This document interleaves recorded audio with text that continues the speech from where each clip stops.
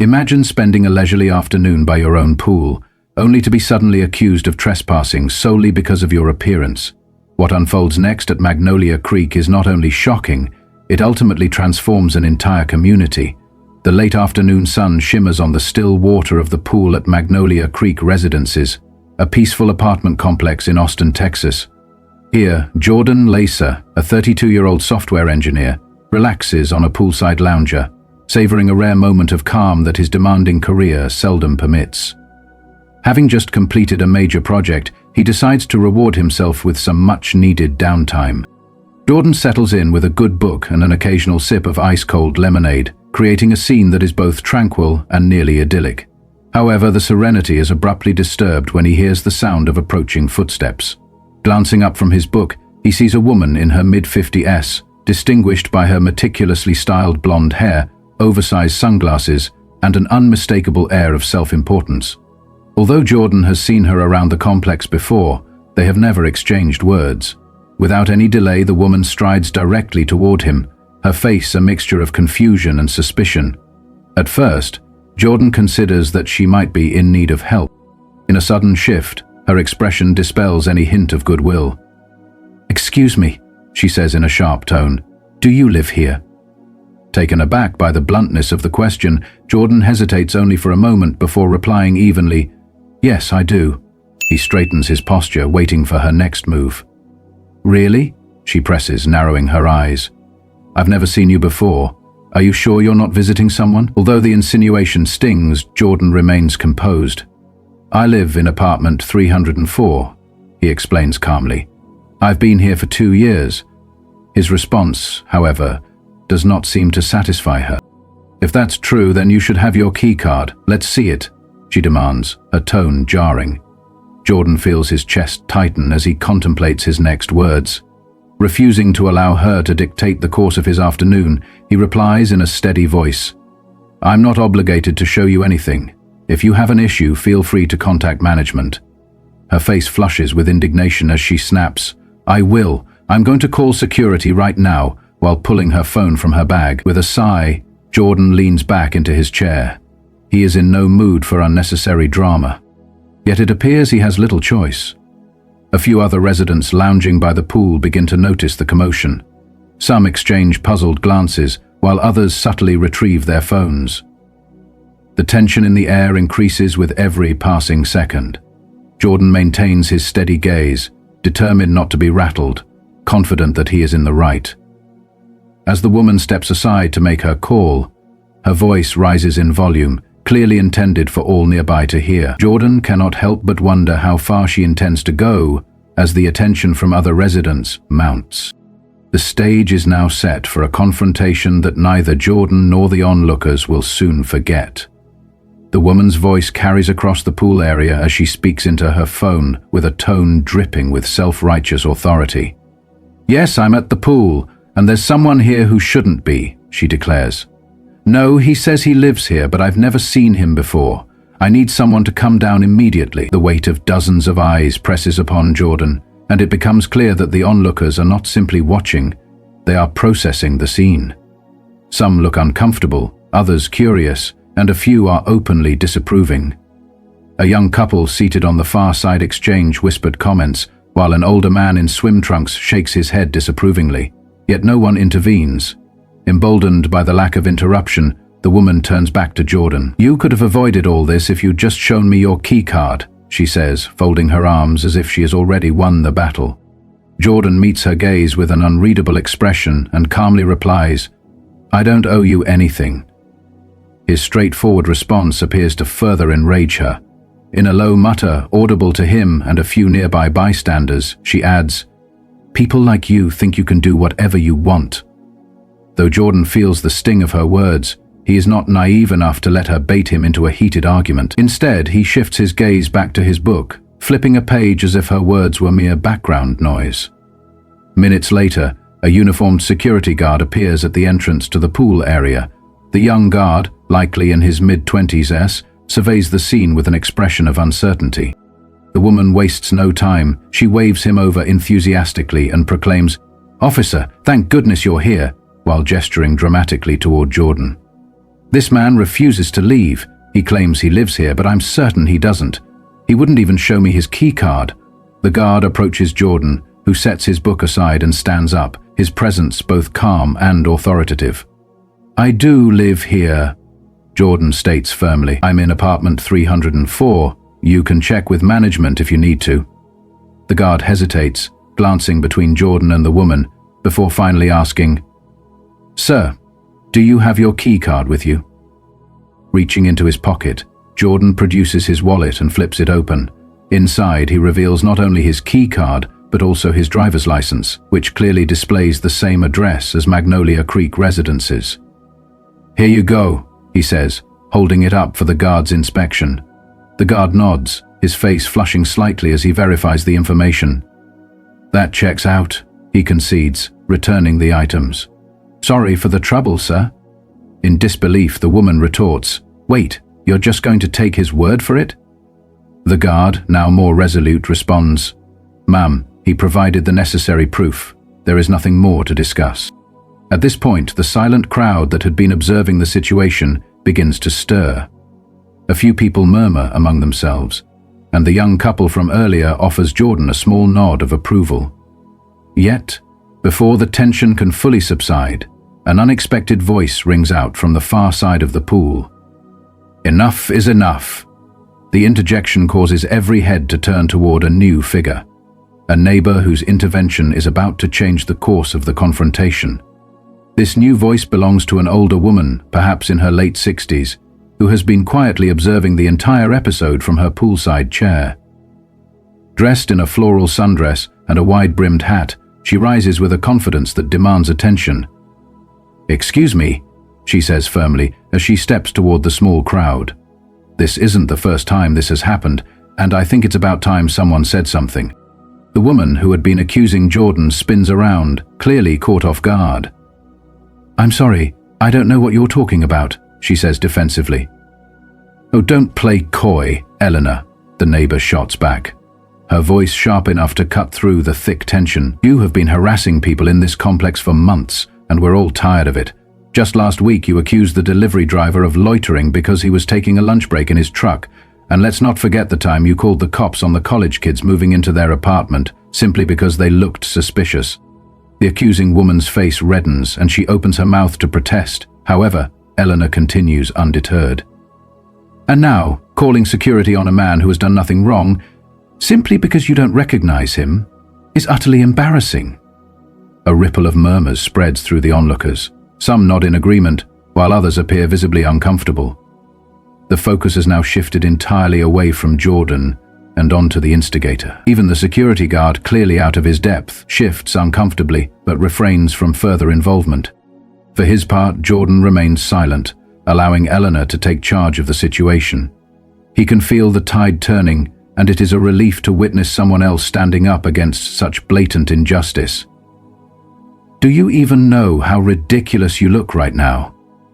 Eleanor continues, her tone softening just enough to make her point with clarity. We are supposed to be a community here. Treating people as if they don't belong simply because they don't fit your narrow idea of who belongs is not how we do things. For a moment there is silence, then someone claps. The clapping starts slowly but grows as more people join in. The sound appears to shake the accusing woman, who now looks small and unsure of herself. This is absurd, she mutters, though the conviction in her voice is clearly diminished. With that, she turns on her heel, gathers her belongings in a flurry of embarrassment, and storms out of the pool area. Eleanor turns back to Jordan, her expression softening as she offers an apology. I'm sorry you had to go through that. It's not right, and it's not fair. Jordan gives a small, grateful smile. Thank you. I appreciate that. With Eleanor returning to her seat, the crowd begins to disperse, though the energy and residual tension still linger in the air. The incident, however, is far from over. Unbeknownst to those present, someone has been recording the entire event, and the video is already making its way onto social media. What began as a quiet confrontation is on the brink of exploding into something much larger as the world outside Magnolia Creek takes notice. By the time the pool area finally clears out, a single recording of the incident has begun circulating online. A younger resident named Lucas uploads the video to his social media account with a simple caption: "This just happened at Magnolia Creek. When will this stop?" The clip captures everything, from the accusatory woman's demands and Jordan's calm composure to Eleanor's impassioned call-out and the ensuing applause. It does not take long for the video to gain traction. Back in his apartment, Jordan sits on his couch, still processing the events of the day as his phone buzzes incessantly. Friends and co-workers tag him in the video, expressing their support and disbelief. Jordan had never anticipated how rapidly the situation would escalate. Meanwhile, back at Magnolia Creek's leasing office, the property manager, Ms. Delgado, becomes aware of the incident. As she scrolls through the video on her phone, her expression grows increasingly serious with each passing second. This is not the first time complaints have been lodged against the woman in question, whose name, as it turns out, is Deborah. But now there is undeniable proof of her behavior. Ms. Delgado decides it is time to act, and she calls a meeting with both Deborah and Jordan for the following morning. Although Jordan is reluctant to relive the ordeal, he agrees, recognizing that closure is needed not just for himself, but for everyone who has ever been on the receiving end of such mistreatment. The next morning, the atmosphere in the leasing office conference room is tense.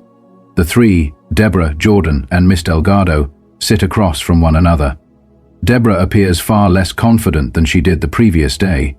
She avoids making eye contact with Jordan, nervously fidgeting with the strap of her purse. Miss Delgado wastes no time in addressing the matter. "I have reviewed the footage," she begins in a measured yet firm tone. "Deborah, this behavior is completely unacceptable. You have developed a pattern of targeting residents and visitors based solely on assumptions that have no merit. This is harassment, plain and simple." Deborah sputters in response. "I was just trying to keep the community safe. How was I supposed to know he lived here?" Miss Delgado's gaze remains unwavering. "It is not your job to police who belongs here. That is why we have security and a management team. Your actions have caused unnecessary distress to Mr. Harris and other residents. As of today, you are receiving an official warning. Any further complaints of this nature will result in the termination of your lease." Throughout the meeting, Jordan remains silent, watching as Deborah's face flushes with embarrassment. She attempts to protest, but quickly realizes that she is out of arguments. Finally, she mutters a resigned, "Fine," and storms out of the room. Miss Delgado turns to Jordan, her tone softening as she offers an apology. "I am truly sorry that you had to experience this. If there is anything else we can do to support you, please let me know." Jordan nods appreciatively. "I appreciate that. Thank you." As he leaves the office, Jordan is overwhelmed by a mixture of emotions: relief, vindication, and a lingering sadness that such an incident had to occur in the first place. Yet, the revelations of that day are not over. By the evening, the video of the incident has gone viral. News outlets pick up the story, and hashtags such as Jordan Harris and Drad and Karen trend across multiple social media platforms. The internet erupts in conversation, debating accountability, prejudice, and the importance of standing up against injustice. Strangers reach out to Jordan, sharing their own experiences and thanking him for handling the situation with dignity. What began as a deeply personal ordeal has now taken on global significance, sparking debates and discussions that extend far beyond Magnolia Creek. By the following morning, the video has amassed millions of views and appears everywhere, from social media feeds to morning news programs, and even on major talk shows discussing the broader implications of racial profiling and accountability. Jordan's name and face become central to a national conversation that he never asked for, but now cannot ignore. Waking up to an overflowing inbox filled with messages from strangers, Jordan reads accounts of people thanking him for his calm demeanor, sharing how his actions have inspired them to confront injustice in their own lives. Activists reach out, offering platforms to amplify his voice, and even brands and organizations send emails inquiring if he would like to collaborate or speak at events about his experience. Yet, amid the flood of support, there are detractors who accuse him of overreacting and turning a simple misunderstanding into a spectacle. Despite the negativity, Jordan remains undeterred, understanding that this incident is about a pervasive issue that needs addressing, and that his story has struck a chord with many. Meanwhile, the fallout for Deborah is swift and public. Someone within the complex anonymously shares additional accounts of her behavior, further fueling the fire. Her name begins trending alongside Jordan's, and while a few people might sympathize with her embarrassment, most condemn her actions. Calls for accountability grow louder, with some suggesting that she attend anti-bias training or even face legal repercussions for her harassment. Back at Magnolia Creek, the ripple effects of the incident are palpable. Residents who once remained silent now begin to speak up about their own experiences. A community dialogue forms, focused on creating a more inclusive environment. Ms. Delgado takes the feedback seriously, organizing workshops and panels dedicated to unconscious bias and community building. The once fractured complex slowly transforms into a place of understanding and connection. For Jordan, the whirlwind of attention brings unexpected opportunities. He is invited to share his story on a prominent talk show, where he speaks candidly about the importance of remaining calm in the face of injustice and the value of allyship. It's not just about calling out bad behavior, he explains during the interview. It's about creating spaces where everyone feels they belong, where no one has to prove that they have a right to exist. The interview goes viral as well, further solidifying Jordan's image as a symbol of resilience and grace under pressure. Yet for him, the true reward is closer to home. Neighbors, who he had barely spoken to before, begin greeting him warmly in the hallways, offering kind words and genuine smiles. Eleanor, the neighbor who first stepped in to support him, becomes a regular visitor to his apartment, often bringing over baked goods and recounting stories from her long, eventful life. As the days and weeks pass, the incident gradually becomes a catalyst for change, not only at Magnolia Creek, but also in the broader conversation about how we treat one another. Weeks after the Poolside confrontation, life at Magnolia Creek seems noticeably different. The community has shifted. The tension that once lingered between residents begins to dissipate. People no longer see each other as strangers to be judged, but rather as neighbors, sharing the same space, each with their own stories and struggles. Jordan notices this change each time he walks through the complex. Neighbors who he had never engaged with before now stop him for brief, friendly conversations or offer him a warm wave as he passes by. Even children play freely in the courtyard, no longer watched anxiously by their parents, who once harbored suspicion. The walls of isolation and mistrust seem to crumble gradually, brick by brick. In contrast, Deborah's reputation within the complex is tarnished. Although she has not been evicted, she keeps a low profile, avoiding common areas and hurrying past others whenever she is seen. Rumors begin to circulate that she is considering a move, but nothing is confirmed. What is clear, however, is that the incident has forced her to confront her own behavior, and whether or not she will change remains a question that only time can answer. Emboldened by the lessons he has learned and supported by Eleanor and other caring neighbors, Jordan takes his experience and turns it into something positive. He organizes a community event, a barbecue open to all residents of Magnolia Creek, with the simple goal of fostering connection and understanding among people who might otherwise never interact. The turnout is far better than anyone expected. Families bring homemade dishes, children play games, and conversations flow freely. In one corner, Eleanor is seen chatting animatedly with a group of younger residents, her laughter ringing out over the background sounds of music and chatter. Meanwhile, Jordan works the grill, flipping burgers and handing out plates, with a sense of pride and fulfillment that surprises him. As the sun dips below the horizon and the gathering begins to wind down, Jordan steps onto the patio and surveys the scene. Although the event is not perfect, there are still conversations to be had and barriers to break down. It is undeniably a start. For the first time in a long while, the community feels like a place where people genuinely belong. As the crowd gradually thins out, Eleanor approaches Jordan with a plate of cookies. "You've done something truly special here," she says warmly. "I hope you know that." Jordan smiles appreciatively as he accepts the plate. "I couldn't have done it without you, Eleanor," he replies. "You were the first one to speak up." With a modest laugh, she waves him off. "Well, somebody had to do it, and you turned it into something bigger, something meaningful." As the evening winds down, Jordan finds himself reflecting on the journey that brought him to this moment. What began as a moment of humiliation and frustration has grown into an opportunity for growth and understanding, not just for him, but for everyone involved. Though the viral video eventually fades from the headlines and is replaced by the next trending story, the lessons it carried remain with those who witnessed it. Jordan's calm actions, Eleanor's courage, and the community's response have sparked a ripple effect that extends far beyond the gates of Magnolia Creek.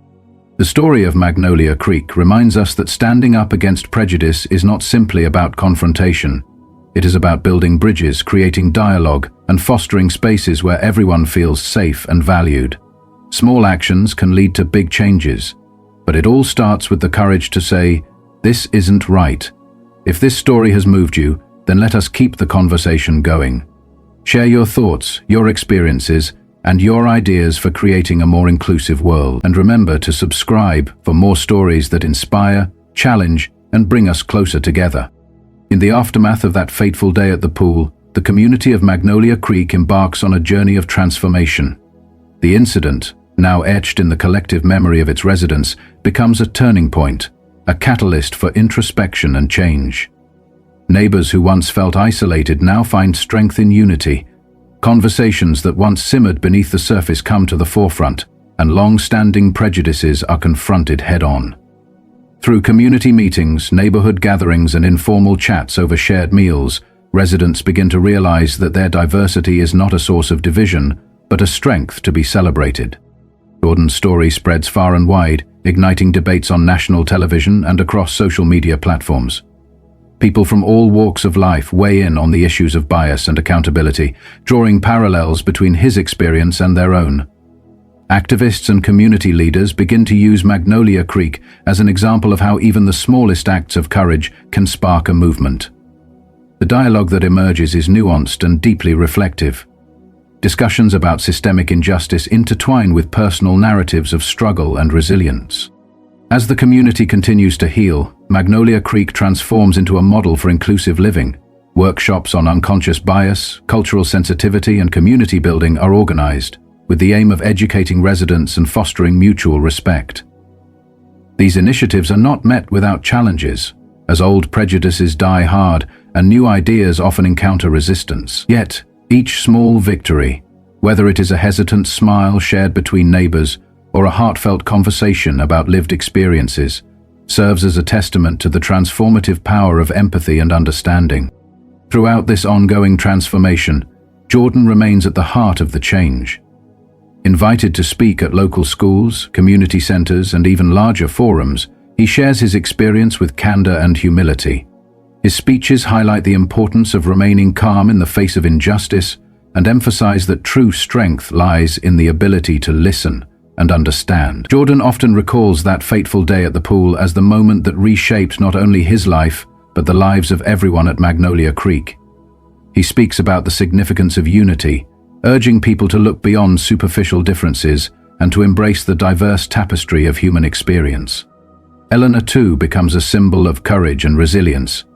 Often invited to community events, she offers her wisdom and life experiences as guidance for younger generations. Her stories of past struggles and triumphs serve as reminders that change is always possible when individuals are willing to stand up for what is right. Together, Jordan and Eleanor become advocates for a new era at Magnolia Creek, one where prejudice is confronted with compassion and where every resident is seen, heard, and valued. In the months and years that follow, the legacy of that day at the pool continues to reverberate. Magnolia Creek evolves into more than just a place of residence. It becomes a living example of how communities can rise above their differences and build bridges of understanding. The incident, once a source of division and conflict, transforms into a cherished memory, a turning point that reminds everyone of the power of collective action and the importance of embracing diversity.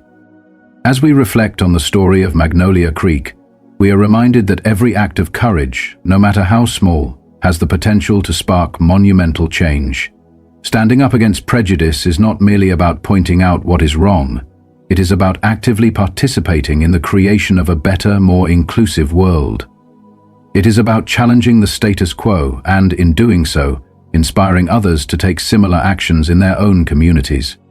In closing, let this story serve as a beacon of hope, a reminder that even in the face of injustice, there is always the possibility of redemption and transformation. Magnolia Creek teaches us that every individual has the power to make a difference, and that by working together, we can overcome the barriers that divide us. Let us continue to share our stories, to listen with open hearts, and to strive for a world where everyone, regardless of appearance or background, feels that they truly belong. Thank you for joining us on this journey. If you found this story moving, or if it has inspired you to reflect on your own experiences, please share your thoughts, your ideas, and your hopes for a more inclusive future. Together, we can build bridges of understanding and create communities where every voice is heard and every person is valued. By the following morning, the video has amassed millions of views and appears everywhere, from social media feeds to morning news programs, and even on major talk shows discussing the broader implications of racial profiling and accountability. Jordan's name and face become central to a national conversation that he never asked for, but now cannot ignore. Waking up to an overflowing inbox filled with messages from strangers, Jordan reads accounts of people thanking him for his calm demeanor, sharing how his actions have inspired them to confront injustice in their own lives. Activists reach out, offering platforms to amplify his voice, and even brands and organizations send emails inquiring if he would like to collaborate or speak at events about his experience. Yet, amid the flood of support, there are detractors who accuse him of overreacting and turning a simple misunderstanding into a spectacle. Despite the negativity, Jordan remains undeterred, understanding that this incident is about a pervasive issue that needs addressing and that his story has struck a chord with many.